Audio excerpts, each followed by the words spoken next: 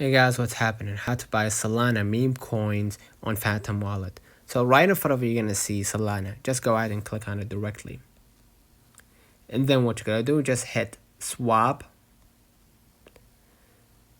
And you're gonna just flip from Solana as a receiving end to, you're gonna pay Solana in order to buy Solana meme coin. So I'm gonna just go ahead and swap right here in the middle, and then click right here the USDC button right here. You can see Solana and the tokens inside Solana. You have the Soul Player, dog with hat, and you have Book of Meme and all those meme coins, right?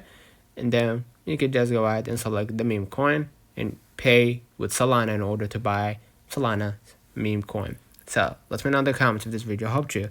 Do not forget to like and subscribe. Thank you, and we will catch you in the next time.